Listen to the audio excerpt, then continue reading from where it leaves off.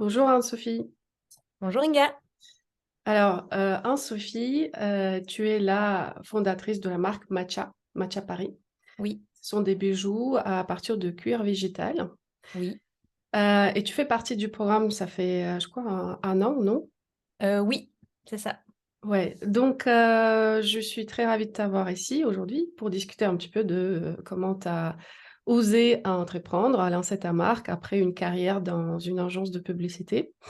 Est-ce que tu peux présenter un petit peu ton parcours et comment l'idée t'est venue pour lancer ta marque Matcha? Oui. Alors du coup, j'étais graphiste, directrice artistique dans une agence de pub. Enfin, j'ai commencé ma carrière au Canada et je suis rentrée en France en 2010 et j'ai travaillé, dans une agence à Paris et j'ai pas du tout aimé le l'ambiance. Donc je me suis mise en freelance et j'ai eu beaucoup de temps, pour moi. Donc je voulais créer, j'étais assez frustrée, créativement parce que quand tu es, créatif dans une agence de pub, tu as beaucoup de gens impliqués sur les projets, qui viennent toujours, casser en fait, les créations. Donc je suis sortie de là en me disant: «Je veux, créer quelque chose où il y a pas de compromis, où, soit on adhère, on achète, soit on n'aime pas et on n'achète pas et c'est pas négociable». Donc ça, c'était le projet. J'ai commencé, par au départ, mon tout premier projet, c'est de faire des livres pour enfants, donc rien à voir. Donc j'ai écrit et illustré des livres pour enfants, j'en ai fait 2.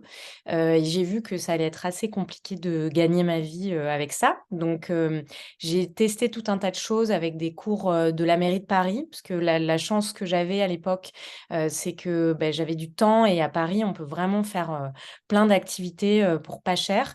Et donc je suis tombée dans un cours de bijouterie que j'ai adoré et je me suis dit: «Je vais être bijoutière». Donc je suis allée, à l'école Boulle, faire une reconversion, adulte, en fait, une formation adulte pour, devenir bijoutière et l'ambition, c'était, de faire de la petite joaillerie, du type, Ginette New York. Je ne sais pas si tu connais cette marque?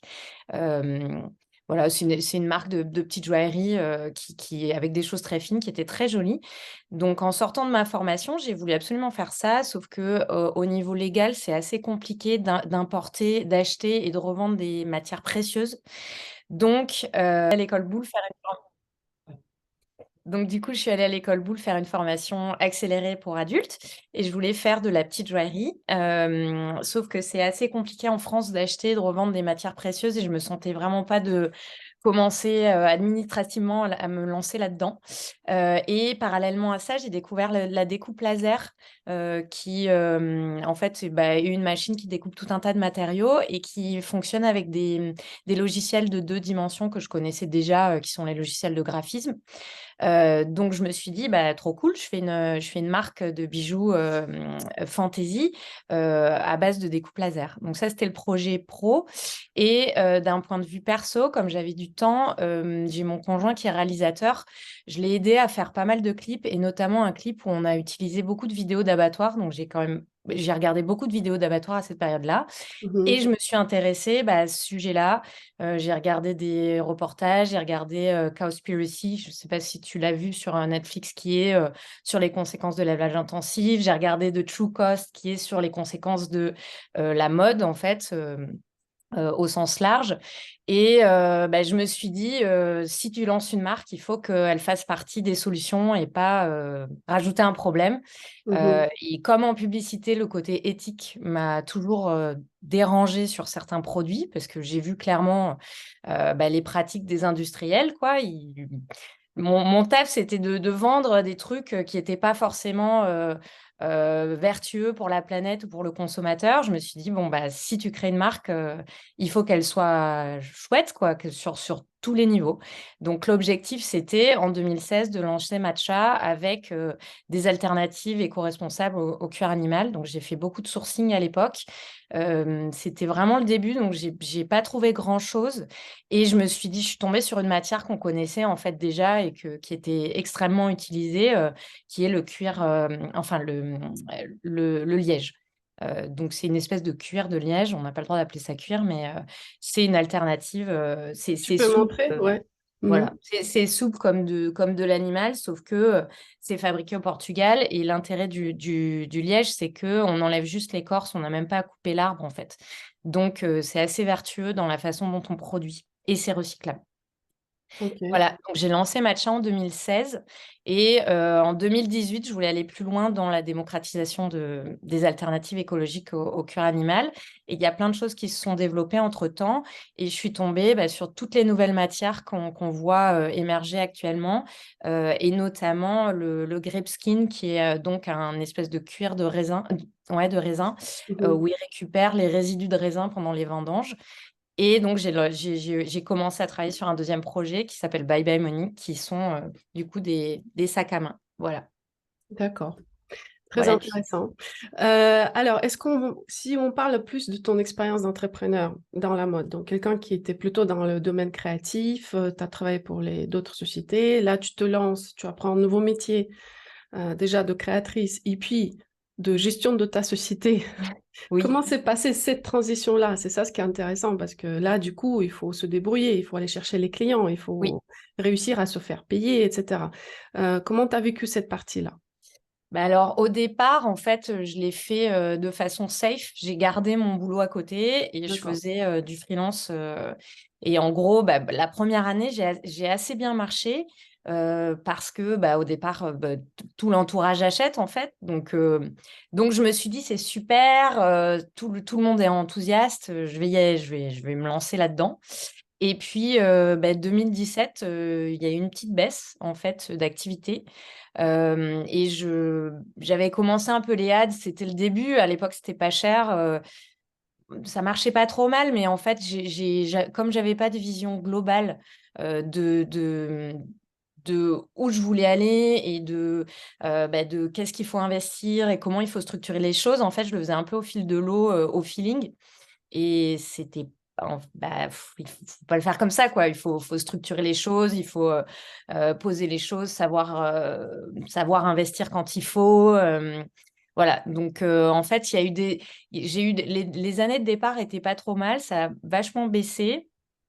Pendant le confinement, ça a marché, comme pas possible parce que, mon e-shop, il était quand même assez bien fait, même si, il y avait des choses à optimiser et j'ai fait des pubs, en fait, Mhm. et c'était parfait pour moi parce qu'il y a beaucoup de marques à l'époque qui étaient pas prêtes encore sur le digital donc ça m'a redonné un boost, en fait, en 2020 et c'est là où je me suis dit: «Bon, faut faire les choses sérieusement. Il y a peut-être un marché, il y a peut-être des gens qui aiment ce que tu fais, mais faut se donner les moyens de vraiment rendre ça professionnel et pas, et d'arrêter de faire ça sur le côté, en fait. Donc c'est comme ça que j'ai rejoint IM Fashion. D'accord. Donc, si on résume un petit peu, tu t'es bien débrouillé avant de rejoindre InFashion, tu as réussi à faire ton site, tu as réussi à comprendre comment marchent les Facebook Ads un petit peu.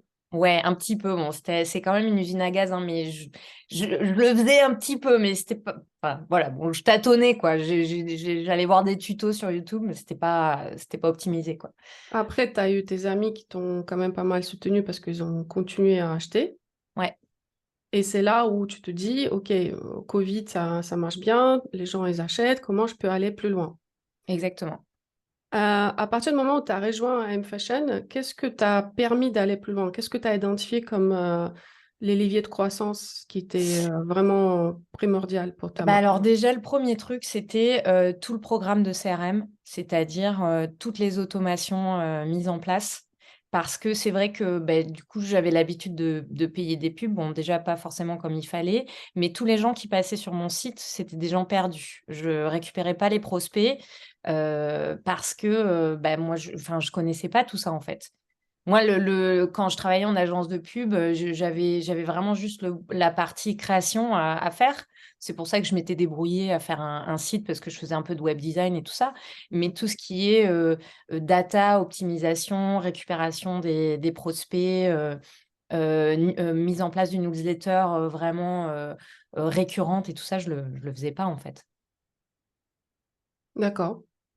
Voilà. Ça, Après, ça m'a vraiment aidée. après, une fois que tu as mis les automation, est-ce qu'il y avait d'autres leviers qui t'ont aidé d'aller plus loin?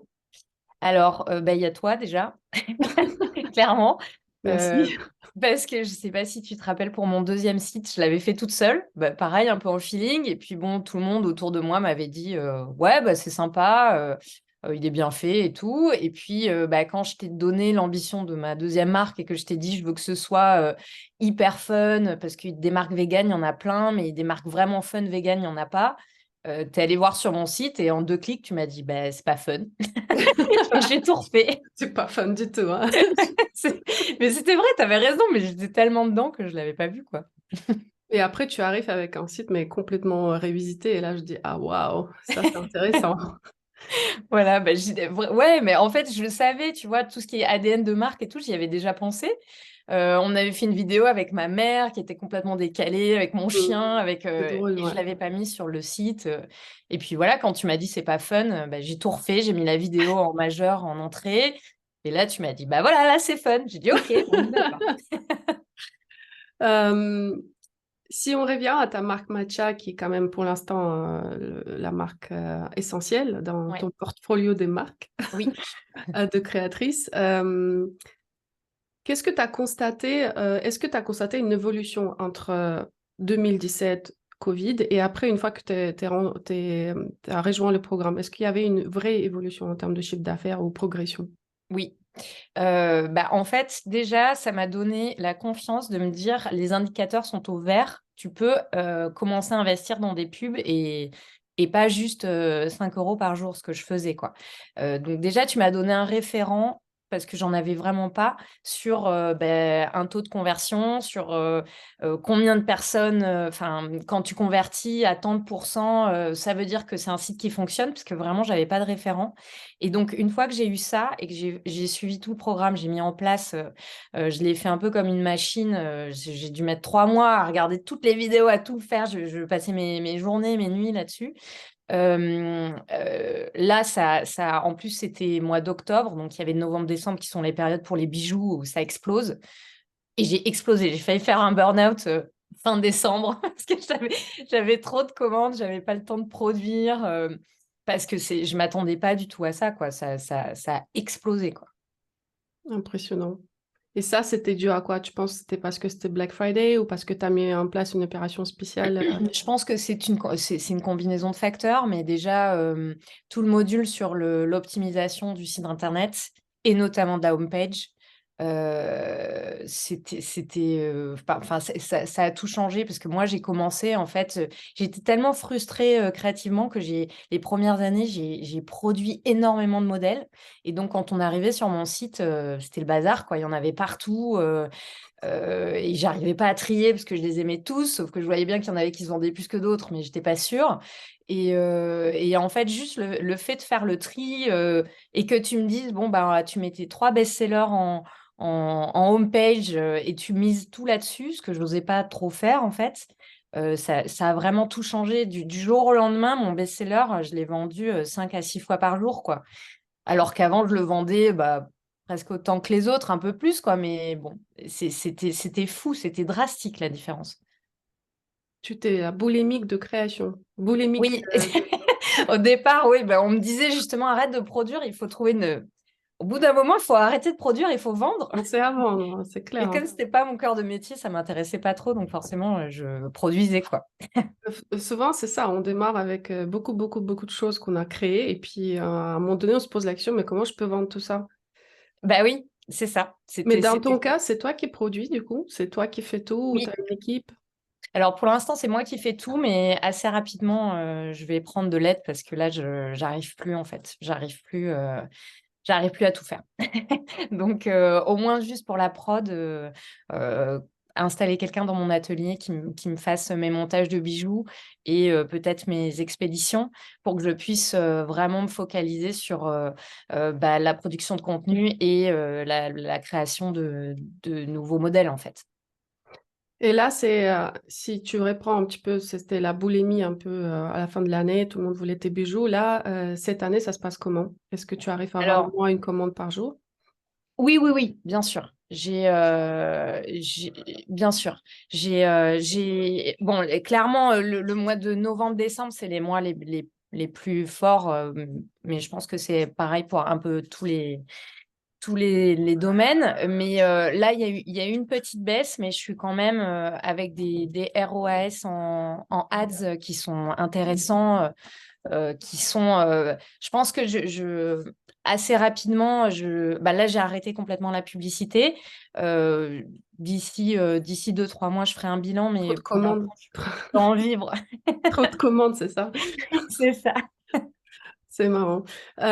Très bien. Si, par exemple, si tu regardes le recul, ta vie d'avant, ta vie d'entrepreneuse, ta vie de créatif et puis ta vie d'entrepreneuse, quel conseil tu peux donner à quelqu'un qui démarre ou quelqu'un qui veut atteindre ce niveau que tu as aujourd'hui où tu es surpassé par les commandes? Quel conseil tu peux donner?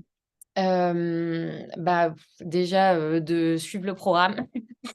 Mais c'est j'en ai déjà parlé avec plusieurs personnes autour de moi qui veulent se lancer. Je leur ai toutes dit la même chose. Il faut structurer, en fait. Il ne faut pas le faire au feeling. Même si au départ, en plus, on a des outils maintenant avec Shopify qui sont hyper simples, en fait. C'est hyper simple de créer un site. Donc, on a l'impression que c'est un peu à la portée de tout le monde. Et c'est vrai, sauf que si on veut vraiment faire ça professionnellement, en fait, il faut rejoindre un programme. Et là, pour le coup, c'est pour ça que c'est très utile, qui professionnalise les choses, qui optimise.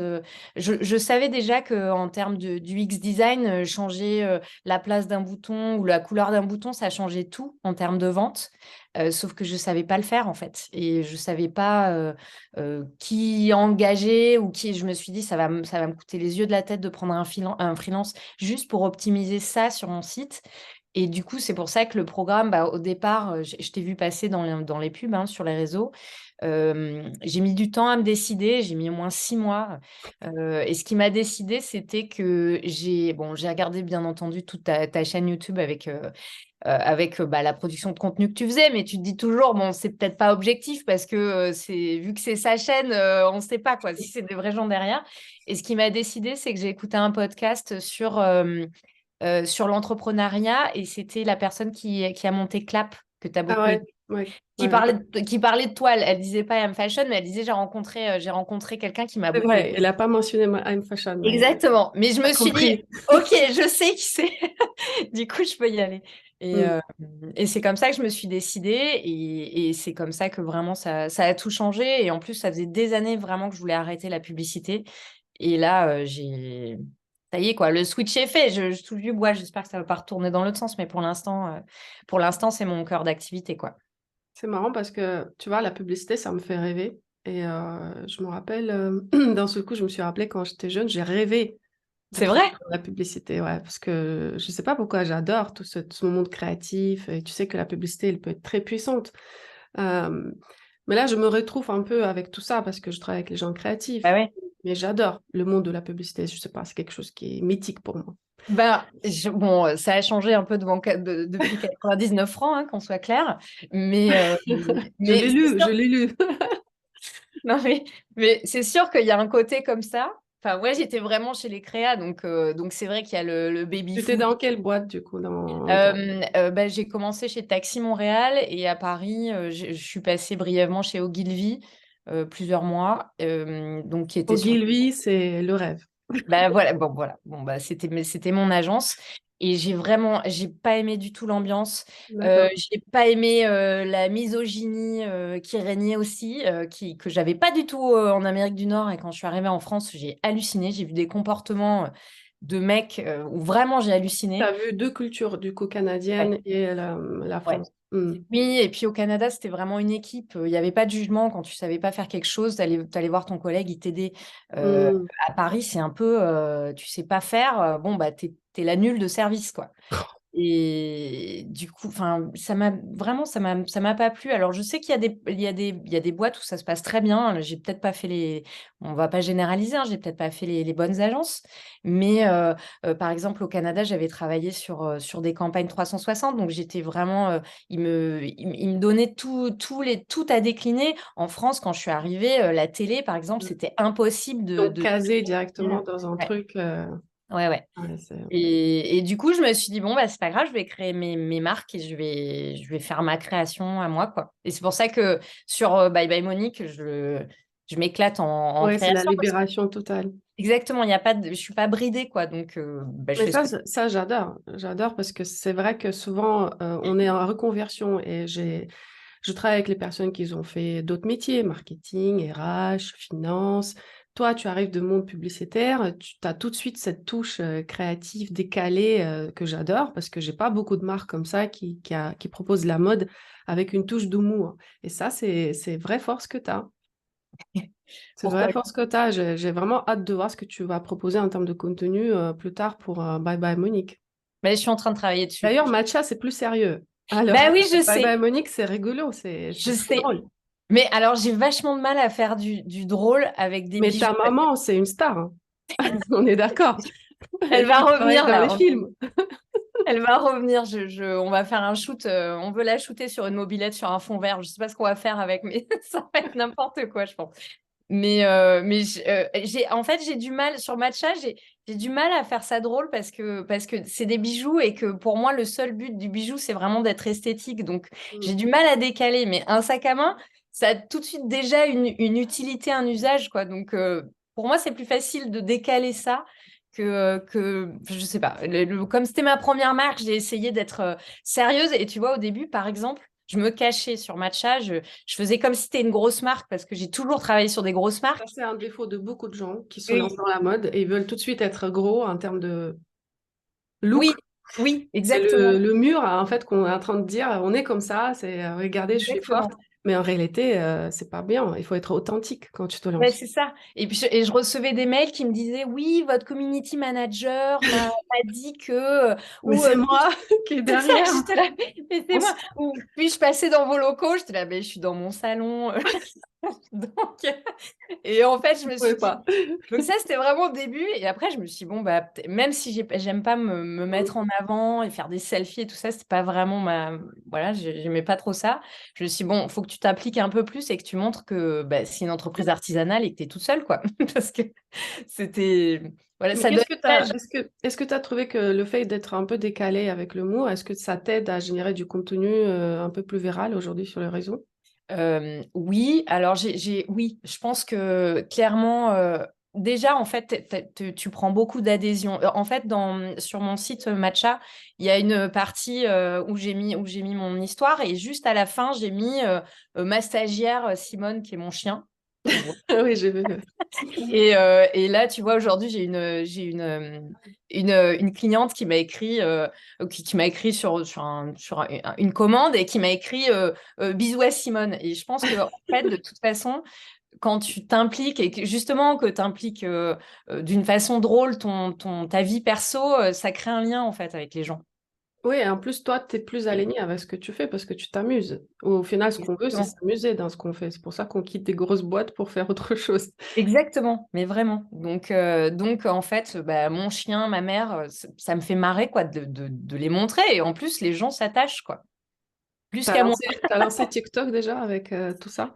J'ai lancé TikTok avec Bye Bye Monique, oui. Et là, j'ai prévu de faire des après-midi shooting et de faire vraiment un plan éditorial pour créer du contenu chouette sur TikTok, quoi, à suivre.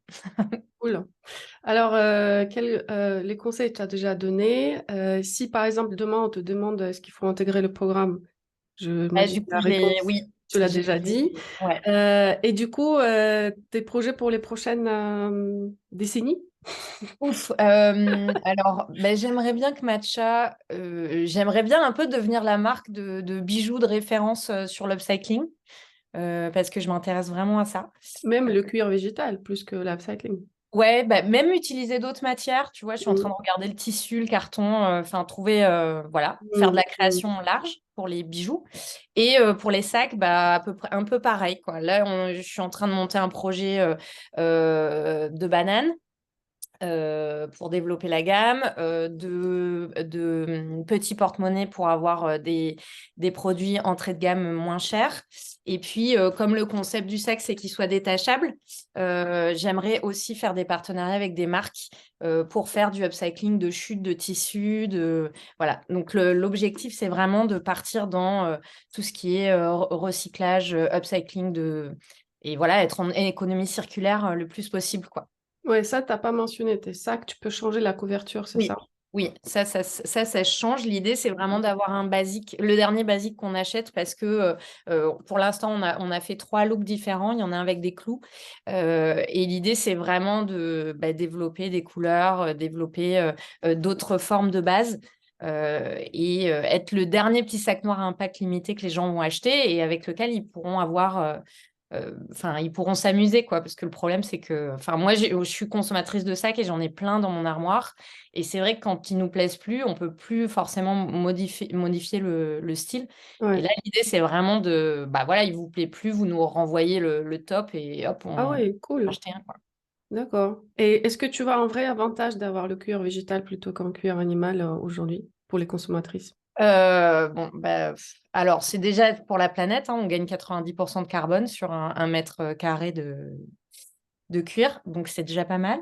Mhm. Et puis, en fait, il bouge pas. La différence avec du cuir animal qui a tendance à se patiner avec le temps, Mm, c'est mm, que mm. là, voilà, je le porte depuis 2 ans, je l'ai vraiment ça, c'est mon proto, hein, je l'ai testé. Mon chien, il a même mangé la la nerf, donc il a vraiment été beaucoup testé et il bouge pas du tout. Il bouge pas du tout. Sympa. Ça, c'est intéressant hein, comme argument de vente aussi. Parce qu'on ne se rend pas compte souvent de pourquoi le cuir végétal, alors qu'on est tous habitués à Au consommer cuir le animal. cuir végétal, Bah ouais. animal, ouais. Ouais, c'est vrai que la différence avec le cuir animal, c'est qu'en fonction de comment il est tanné, ton cuir animal, souvent, il va se patiner avec le temps, alors que là, tu l'achètes dans 10 ans, il aura exactement la même tête. Donc, Mm, pour certains, c'est un inconvénient, pour d'autres, c'est un avantage. mm, Moi, mm. vraiment, je l'ai vraiment maltraité depuis que j'ai les protos et il bouge absolument pas, quoi. C'était volontaire, hein, je le pose partout, et voilà. Et donc, et c'est vrai que bon, pour la planète, clairement, 90 de carbone, il y a enfin, voilà, pour moi, ça parle tout seul, quoi. Et Mm. et en plus de ça, il y a pas de i enfin, moi, le problème du cuir, ce qui me dérange, c'est que tu as pas de traçabilité sur l'animal. C'est que, 80 du cuir est tanné au chrome, en Inde ou au Bangladesh, où les gens, ils ont 40 ans d'espérance de vie parce qu'ils sont dans les produits chimiques, sans protection. Après, Ouais. c'est rechippé en France. Enfin, c'est une cata, quoi. Faut changer, quoi. Faut changer, il y a Ouais, pas le ouais, c'est vrai que l'industrie, elle est un peu vieilli depuis en termes des procédures et tout ce qu'ils utilisent pour la prod, alors qu'aujourd'hui, on a envie, en tant que consommateur, consommer bien, quoi, et ne pas être participant dans cette industrie qui est un peu, qui utilise un peu les vieilles méthodes de production et pas très sain pour la nature, c'est pour ça. la santé aussi. Mais moi, j'ai découvert ça, je le savais pas, hein. C'est vraiment en regardant, le documentaire de True Cost que j'ai Hmm, voilà, que j'ai compris le coût environnemental, de la production, de la mode et en particulier du cuir et bon, j'ai pris en tant que consommatrice, j'ai pris vraiment une grosse claque, quoi. J'ai revu toute ma consommation, quoi. impressionnant. Bon, bah, merci hein, Sophie pour ton témoignage. De La rien. multi-entrepreneuse créative, Oui. j'adore. Et voilà, beaucoup de succès à tes projets. Merci Merci pour tout. beaucoup. Merci. À bientôt. À bientôt. Au Au revoir. revoir.